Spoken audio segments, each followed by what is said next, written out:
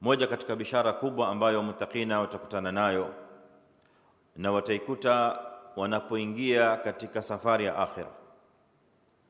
Safari ya akhira inaanza wakati mauti yanapoteremka, ndipo akhira ya mwanadamu inaanza hapo. Kuna akhira ambayo itasimama siku ya kiyama, na kuna akhira ambayo inamwanzia mwanadamu kila moja na siku yake. Na akhira ya kila mwanadamu ni ile siku ambayo roho inatoka. Hapo ndio mwanzo wa akhira yako imeanza. Kila mwanadamu siku ya kutoka kwa roho ndipo mwanzo wake wa akhira na siku yake ya kwanza ya akhira ameingia. Lakini kabla ya kusimama kwa akhira yenyewe, na yeye ameingia kwenye akhira, anawekwa kwenye sehemu ambayo inaitwa kizuizi, kwa lugha ya Kiarabu inaitwa barzakh. Atakaa humo katika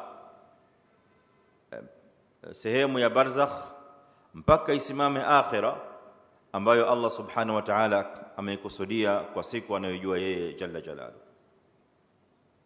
Lakini akhira ya huyu aliyetolewa roho yake tayari imeanza siku roho ilipotolewa, na ndio maana akakaa pale barzakh anasubiri kiyama kisimame,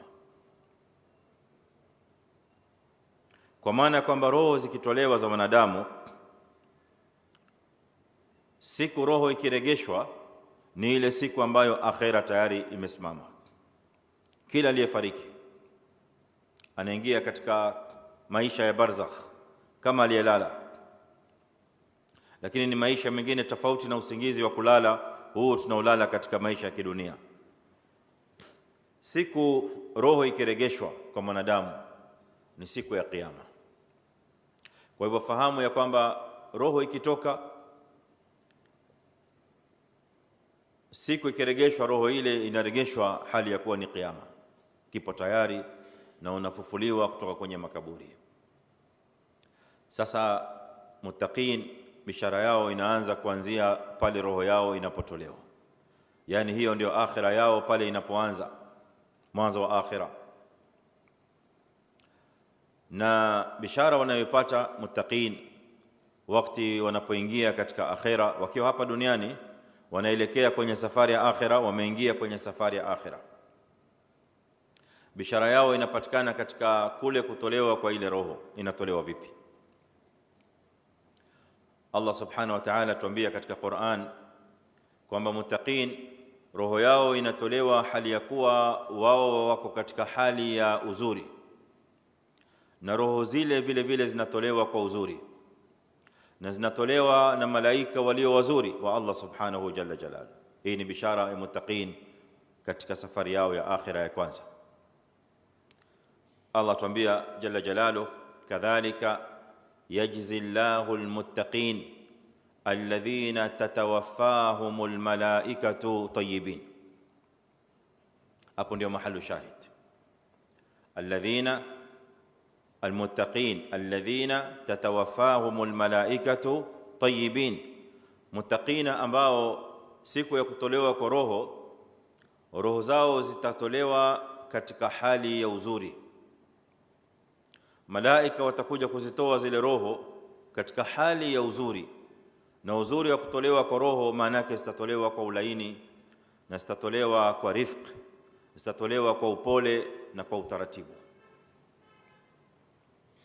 Ili uyaelewe maneno haya kwa undani na uzuri zaidi, ni kufahamu roho zitatolewa vipi za wale walio wabaya, ambao sio muttaqin,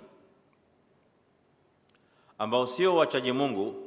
Roho zao zinatolewa kwa ukali, roho zao zinatolewa kwa nguvu, roho zao zinatolewa katika hali nzito ambayo yule anayetolewa roho tayari yupo katika adhabu kubwa, kama Qur'ani inavyotueleza katika aya mbalimbali. Walau tara idh yatawaffa alladhina kafaru almalaikatu yadhribuna wujuhahum wa adbarahum wa dhuqu adhab alhariq. Wale wasiokuwa waislamu roho zao zinatolewa na malaika wakali, malaika wa motoni, ndio wapo pale wanachukua ile roho. huku yadhribuna wujuhahum wa adbarahum, huku wanapewa adhabu kali, wanatandikwa, wanapigwa nyuso zao na migongo yao. Wanaambiwa wadhuku adhab alhariq, ile adhabu kali ya kuchoma yenye kuumiza mliokuwa mnaahidiwa ndio leo imeanza.